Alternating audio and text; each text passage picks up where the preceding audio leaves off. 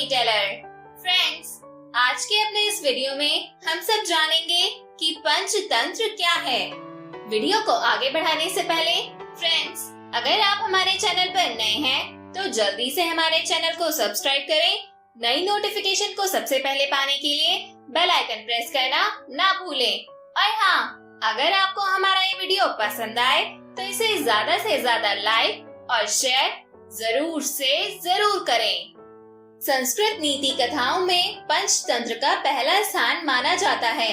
इस ग्रंथ के रचयिता पंडित विष्णु शर्मा हैं।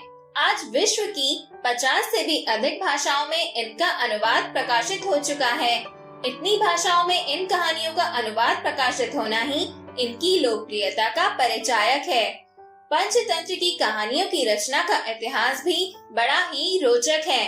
लगभग 2000 साल पहले पूर्व भारत के दक्षिणी हिस्से में महिला रोग्य नामक नगर में राजा अमर शक्ति का शासन था।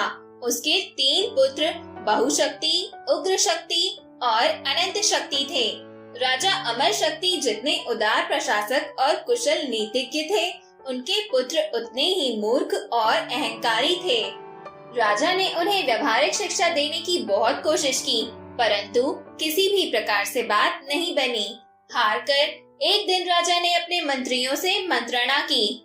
राजा अमर शक्ति के मंत्रिमंडल में कई कुशल, दूरदर्शी और योग्य मंत्री थे। उन्हीं में से एक मंत्री सुमति ने राजा को परामर्श दिया कि पंडित विष्णु शर्मा सर्व शास्त्रों के ज्ञाता और एक कुशल ब्राह्मण हैं। यदि राजकुमारों को शिक्षा देने और व्यवहारिक रूप से प्रशिक्षित करने का उत्तरदायित्व पंडित विष्णु शर्मा को सौंपा जाए तो उचित होगा। वे अल्प समय में ही राजकुमारों को शिक्षित करने का सामर्थ्य रखते हैं। राजा अमर शक्ति ने पंडित विष्णु शर्मा से अनुरोध किया और पारितोषिक के रूप में उन्हें 100 गांव देने का वचन दिया।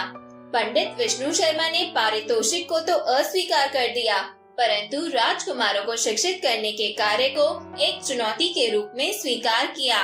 इस स्वीकृति के साथ ही उन्होंने घोषणा की कि मैं यह असंभव कार्य मात्र 6 महीनों में पूर्ण करूंगा।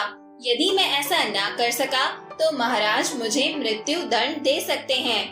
पंडित विष्णु शर्मा की यह भीष्म प्रतिज्ञा सुनकर महाराज अमर शक्ति निश्चिंत होकर अपने शासन कार्य में व्यस्त हो गए और पंडित विष्णु शर्मा तीनों राजकुमारों को अपने आश्रम में ले आए। पंडित विष्णु शर्मा ने राजकुमारों को विविध प्रकार की नीति शास्त्र से संबंधित कथाएं सुनाई। उन्होंने इन कथाओं में पात्रों के रूप में पशु पक्षियों का वर्णन किया और अपने विचारों को उनके मुख से व्यक्त किया। पशु पक्षियों को ही आधार बनाकर उन्होंने राजकुमारों को उचित अनुचित आदि का ज्ञान दिया और इसके साथ ही राजकुमारों को व्यवहारिक रूप से प्रशिक्षित करना आरंभ किया। राजकुमारों की शिक्षा समाप्त होने के पश्चात पंडित विष्णु शर्मा ने इन कहानियों को पंचतंत्र कहानी संग्रह के रूप में संकलित किया। उपलब्ध प्रमाणों के आधार पर कहा जा सकता है कि जब इस ग्रंथ की रचना पूरी हुई तब पंडित विष्णु शर्मा की उम्र 80 वर्ष के करीब थी। पंचतंत्र को 5 भागों में बांटा गया है। पहला भाग है मित्र भेद, अर्थात मित्रों में मनमुटाव एवं अलगाव। दूसरा मित्र लाभ या मित्र संप्राप्ति, अर्थात मित्र प्राप्ति एवं उसके लाभ। तीसरा संधि विग्रह या काकोलुकियम, अर्थात कौवे एवं उल्लुओं की कथा। चौथा लब्ध प्रणाश, अर्थात मृत्यु या विनाश के आने पर यदि जान परा बने तो क्या। पांचवा अपरीक्षित कारक, अर्थात जिसको परखा नहीं गया हो उसे करने से पहले सावधान रहें, हड़बड़ी में कदम न उठाएं।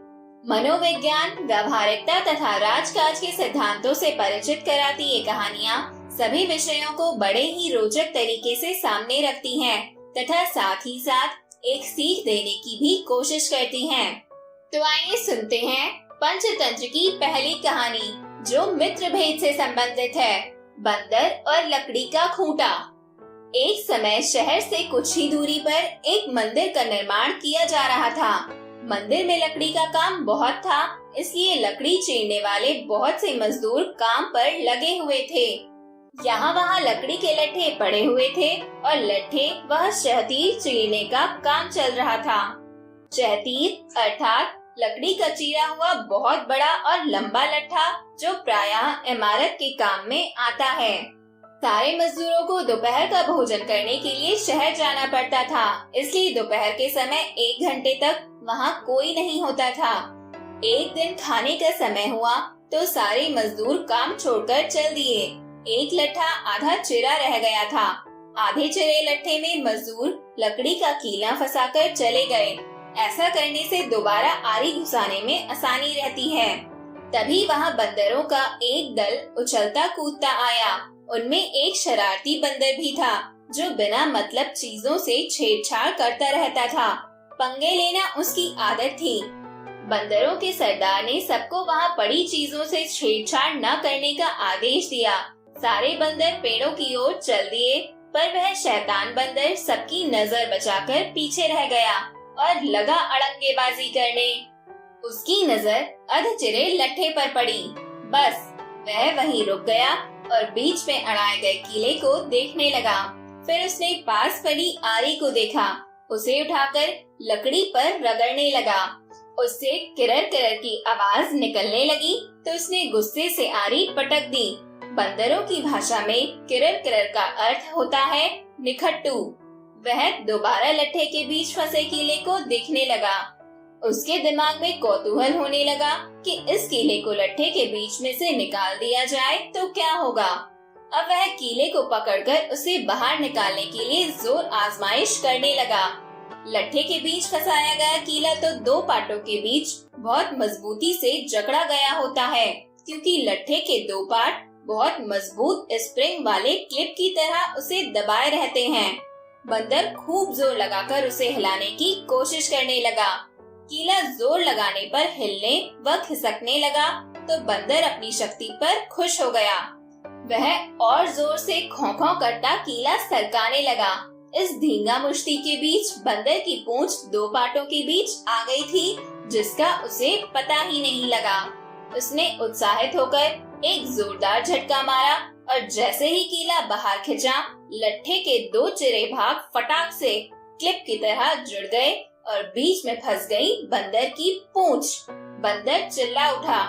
तभी मजदूर वहाँ लौटे। उन्हें देखते ही बंदर ने भागने के लिए जोर लगाया तो उसकी पूंछ कट गई। वह चीखता हुआ कटी हुई पूंछ लेकर भाग गया।